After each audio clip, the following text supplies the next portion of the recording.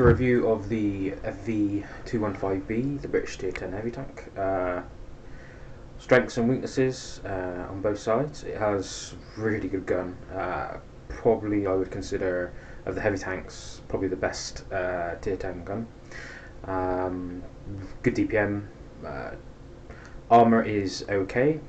Turret is at the back, so side scraping is the main thing you need to do, but the side of it isn't that great. But we can go into those kind of stats shortly.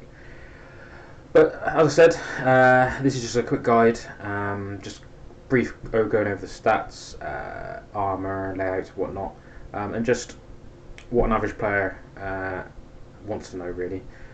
The only trouble is a lot of guides are done by Unicon players, and they are very good, and sometimes they don't take into account that what an average player can do.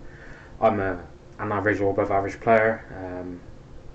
Check my stats on noob meter, or and you can see that from my stats. So anyway, let's crack on. So so one thing about making yourself a better player is to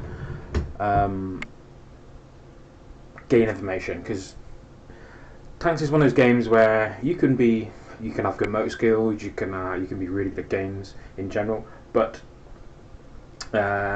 it's one of those games that the extra bit of information on knowing, for example, if you're in object 140 and you have 6 degrees of gun depression and you're going against a pattern, the M481 pattern against a ridge line that's got 10 degrees of gun depression, you need to know where you configure yourself. Right, okay, can I take this guy on this ridge? Yes, no. And those kind of things that can kind of save HP, have you do more damage, just give you the ability to do more in game. So these kind of things that and I find this website really good. It gives you armor layout, stats, everything you need to know, and it's pretty simple to use as well. So let's go and have a look at the FV in the directory. So okay. So the British line actually is kind of a mixed bag, really. Really well. The only one mentioned before, the Tier 5, is the Matilda. Really good. It's tier. Really good gun, 2-pounder, quick firing, reasonably good pen. I quite enjoy it, and I've got like a 70% win rate now, so yeah, I do like the tank. Very slow, but still, with the armour and stuff, it doesn't really matter too much. The map's usually quite small. Then you get to the Churchill 1, an okay tier 5 heavy. It's got a reasonably good gun, but everything else really, it just gets overpowered by the OI, the KV1. T1 heavy, just don't match it really, just because of its speed, really. Churchill 7 is one of those that's situational, can be very good in certain, especially in bottlenecks or places where you can get your front on and a little bit of side, get your angling right. But in general, regarded as quite a poor tier 6 heavy tank against, say, the M6 or KV1, KV85, that kind of thing. Black Prince, another more so. One of my tanks I like to play, just because it's a bit of fun. Really good gun, quick firing gun. Still, speed is an issue. Armour is pretty good after the remodel. It is actually pretty good for tier 7. It can bounce tier 8s, and especially the 122s, the IS6s. Carnarvon, this is where you start getting into kind of where you start to get the turret armour, a bit like on the Centurion 1 and stuff. So you've got reasonably good turret. The hull armour is okay. It's got a little bit more speed now. It's not overly quick, but it does have good traverse. So it feels more like a heavy medium than an actual heavy tank, because of the damage on the gun. The alpha on the gun is actually quite low compared to the rest of the tier, it's got its goods and bad points. That means you fire, you don't have to be out so long. You're firing more, but it also exposes you to danger a bit more, and it takes longer, more shots to kill, especially if you meet higher tiers or tier 9s and 10s. It's going to take a lot of shots to kill. Decent penalty though, 232, or was it 224, I believe. But so not bad pen, pretty good. One of the better pens at tier 8. Conqueror, this is more kind of the flavour of what I would say when you get to the British tanks would start to see come into their own. reasonably good mobility, not top end speed so much, but diverse. The turret removes recently had a buff on its turret. The turret actually now is pretty solid. It won't bounce everything obviously, but it's a lot better than it was. The gun, this is where you see the top gun, is the 120mm that you get on the tier 10. So once you get that top gun, it's really nice.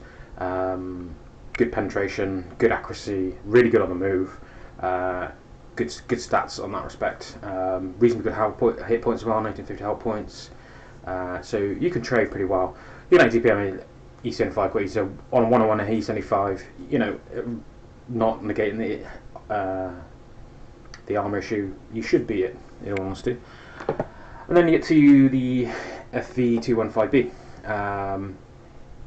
Like I said, it's a really good gun. 120mm gun, 6.9 rounds a minute, 259 minute penetration, 400 alpha damage, really good accuracy, 3.3, 1.7 aim time, and these are default stats as well. So bear in mind, if you put on rammer, that's going to come down, so it means you're going to get more fire. If you put on vents and you know, vice versa, that kind of thing, it's going to bring that aim time and whatnot down. Really good. So mobility wise, like I said, 34 is not bad for heavy, but it's not great. Powder weight ratio is not bad. 1353 is not bad for a heavy tank. Reasonably good terrain resistance.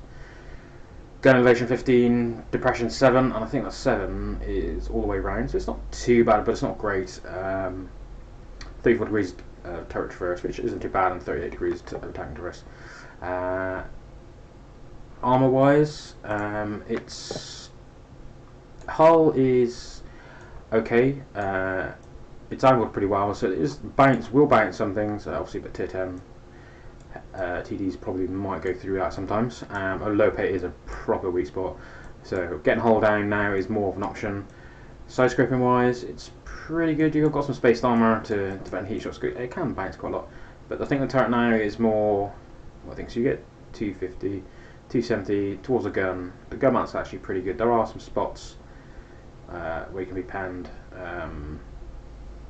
The turret ring as well here. So hold down, pretty good. This cupola is pretty troll. It's only if they hit you flat right here, along here, that they're going to penetrate. If they hit the angle, because it's so well angled, it's just going to go into this angle and off. It's pretty good like that. So the only way it's done, obviously, the side armor and the rear armor is pretty trash, to be honest. Once a medium gets around the side of you, fast reverse and medium, you might have problems. Though, well, turning tank and turning turret at the same time will, you know, at least you have a chance with kind of heavy. Unlike, for example, an STI or an E100 example, the turret traverse is, you know, really quite bad. So yeah, so that's the review of the tank. All in all, strengths, good gun, good turret armor, reasonably good mobility. Weaknesses, side armor. Top mobility is a little bit of an issue against an i7 or E5s are reasonably more mobile, and the turret being at the back is can be a problem with some people, whether they're on the side scrape. So ideally, you want to be coming out of a corner, not obviously not that angle, but there we go. So not at this angle, that's too much. More around about 5-10 degrees of this angle. So like this. So you're more coming out at this angle. So meant the best of the armor. It's not overcompensating the same as this angle. So about 5-10 degrees, no more than that. Any more than this, and you'll kind of get into the point where if they angle more over here, they can catch you, because this here is quite weak, as you can see. Anyway, let's get into the replay. So welcome to the replay. I'm not going to talk too much over this replay. I'm just going to let you kind of see what I'm doing. I will kind of explain what I'm doing at some points, obviously, you know, where decisions were made, what would happen. So at the moment, I'm number 2 with my other 2 friends in FVs. Matchup is pretty even. Tank wise, we obviously got the heavy advantage of the tier 10, but they do have the medium advantage. So it's going to be one of those games where you're going to have to kind of thing. So the usual heavy tank start. So normally a lot of heavies will go into the dip or up to E7, but I'm quite aggressive when it comes to this kind of tank. Like I said, it's reasonably good mobility. It can move quite well.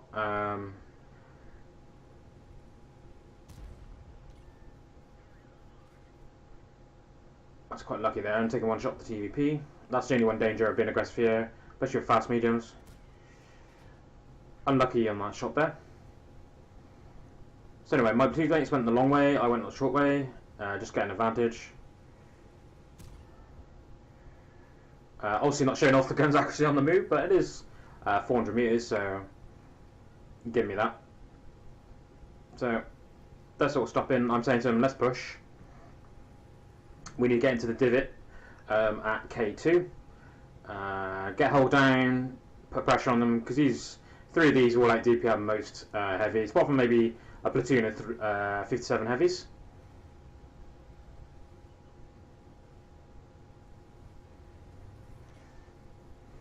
Just let me turn down the sound a little bit. There we go. So at the moment, TV4 Mod 1, TV7 has been spotted, KV4. Not too much to worry about at the moment. I'm still looking behind me to see how much support I have here. Good amount of hit points as well with the FV, 2,500. That's a pretty good amount. So first tank T57 heavy, really put the pain on you. Side of the cheeks, always good time. Take one hit, and there goes 3/4 of my health. And there goes another part. So now I'm down 600 health. Not looking too good at the moment. Can't really be too aggressive. But we're still in a reasonably good position. I've got support. I know T57 is reloading. We've got people behind us.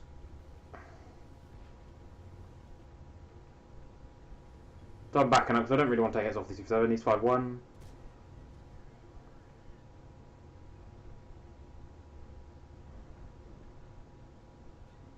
Decent damage, which is good.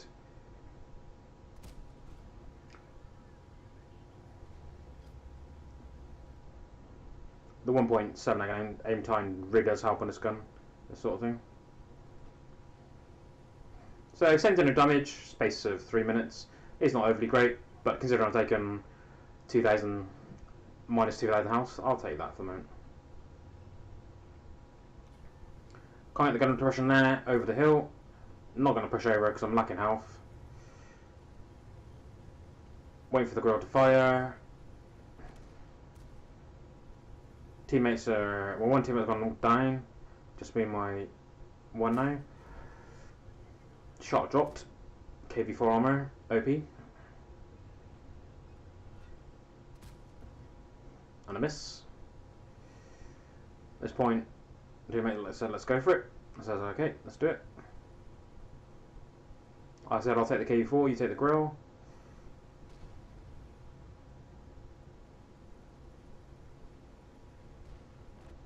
There goes the grill. So at the moment, score's pretty even. Teams are kind of evenly placed. That was a poor shot on the KV there.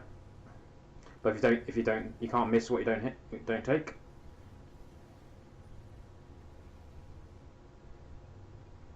Scorpion G is sat there. Nice bounce off the turret.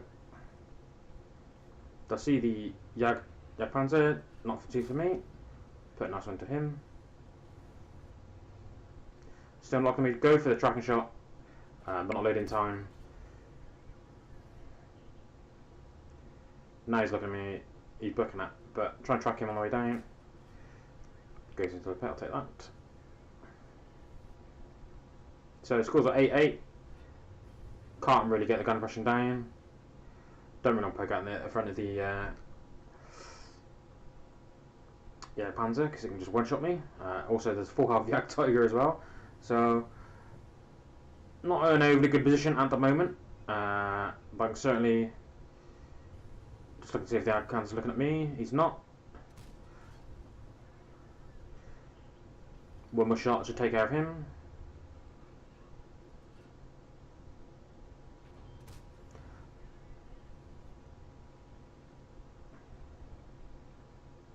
Can beat this K before reload. Just keeping the front of my tank angle.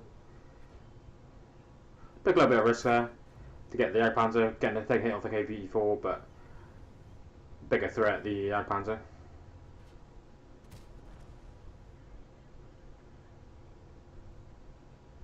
So still full health. Dangerous tank, especially in the position where I have to go. He's fired. Don't think I'm quick enough to make it over the top. Get one shot into him.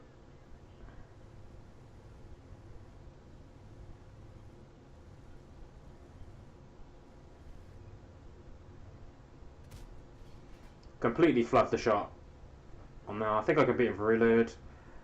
Should be able to. There we go.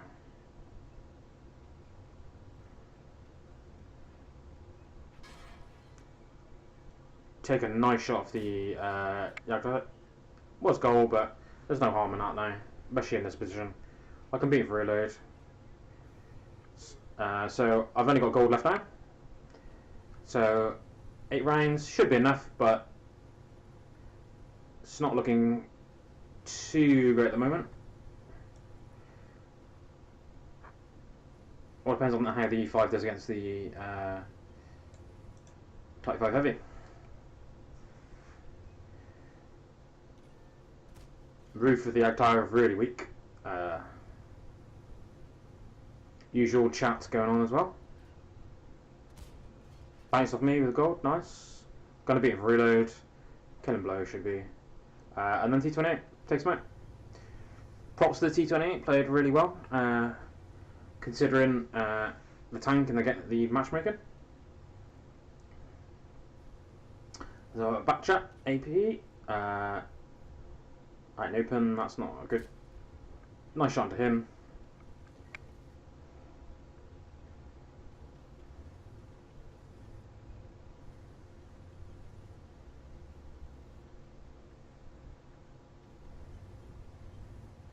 So the question is, do I go after the back chat or do I go Type 5 Heavy?